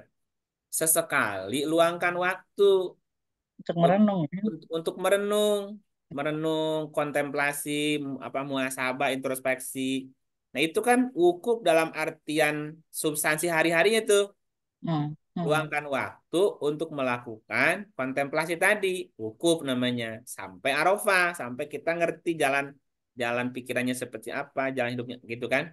Baru hmm, jalan lagi dari wukuf, kemudian ke tawaf, ke sa'i ya. hmm, Itu hmm, berarti berusaha, berusaha keras untuk menemukan eh, apa namanya tuh, untuk sampai ke tujuan, gitu. Menemukan sesuatu tujuan kita apa. hmm, Nah, hmm. sa'inya mesti berangkat dari sofa, dari hati yang bersih, dari Ya. pikiran yang cerdas, dari hati yang kosong, jangan ada persepsi gitu. Sampai Hmm, ke marwah, sampai dapat tuh semangatnya. Kalau nggak dapat, balik dulu ke hatinya lagi, mungkin nggak bersih, sampai hmm, 7 kali. Nah, baru hmm, berikut lanjutin. Tawaf, coba kita pelajari lagi ayatnya, pelajari sampai 7 kali, sampai mencium hajar aswadnya. Setelah mencium hajar aswad, nanti akan ada air jam-jamnya itu ada informasi. Oh, oh, kok banyak ohnya, gitu Bu. Nah, gitu. hmm, hmm, Nah, hmm, itu hmm. kan sebetulnya bisa diaplikasikan dalam hidup sehari-hari haji itu Iya, sebetulnya. iya, iya, iya. Sampai tahalul akhirnya. Tahalul berarti semua masalahnya terurai itu. Ini satu Hmm, terurai, dua terurai, tiga terurai. Oh, oh, oh. Nah, semua pengalaman tadi itu diabadikan dalam bentuk jurnal, dalam bentuk makalah, dalam bentuk modul. hmm, hmm. Supaya bisa juga dibagi dengan orang lain gitu. Iya, iya, iya. Nah, Baik. itu kan dalam dalam dalam berbagai bidang ilmu itu bisa terjadinya itu. Hmm, hmm. Iya, Gitu, Bu. baik. Nuhun pisan Kang Iip. Jadi, ya, insya Allah apa yang diajak anak saya bilang, Mami mau nggak? Iya, gitu kan. Sementara kan saya udah berpikir bahwa haji itu yang seperti Kak Yai katakan, itu bukan sekedar physically ke sana gitu, tapi harus Iya. ke sana gitu kan gitu. Makanya terus lagi mikir, sementara pada situasi sekarang ini sedang sedang apa dapat exposure untuk bisa mempelajari hal baru, berbagi hal baru dan sebagainya. Itu jadi perenungan saya gitu. Ini sebenarnya Allah ngirim apa ya ke saya gitu kan gitu ya. Iya. Jadi Kalau harus ke sana semua kasihan yang nggak punya duit itu, Bu. ya iya. Baik Iya. kalau begitu. Anuan pisan. Tapi teman-teman, maaf kalau saya yang berkomentar saja. Barangkali tentu teman-teman punya pemikiran, punya pertanyaan dan sebagainya. Silahkan loh. Ya, masih ada 5 menit lagi. Iya, Monggo, ada yang Ada, mau jawab. ada pengalaman sedikit, Kang ya. Oke, siap. Dulu kan pernah haji 2003 dan 2005 ya. Ya. Jadi pada waktu setelah sa'i itu ya, kan mau tahalul tuh. Mm-mm. Entah gimana ketemu orang yang dikenal di di Marwah. Di Marwah. Kan banyak itu yang saling cukur mencukur di situ kan. Iya. Heeh. Ketika mau dicukur terus orang itu tadi gini ke saya bilang, nunjukin ke makom Ibrahim. Waduh, saya nggak mau awalnya kan, tapi setengah dipaksa. Sholat, sholat, sholat katanya. Ya udah saya ke sana aja ikutin. Nah di pemahaman sekarang tuh saya berpikir ya. Jadi sebelum kita melepaskan semua ikan di tahallul ya, nah, kita suruh berpikir logik lagi rupanya. Terus beri logik iya, lagi. Iya. iya, Jadi mungkin ya saya jujur aja kalau yang begini-begini ini kadang-kadang ketemu-ketemu yang aneh yang ini ya saya langsung ngomong aja bukan manusia sih itu. Artinya ada sesuatu yang dipaksa gitu ya.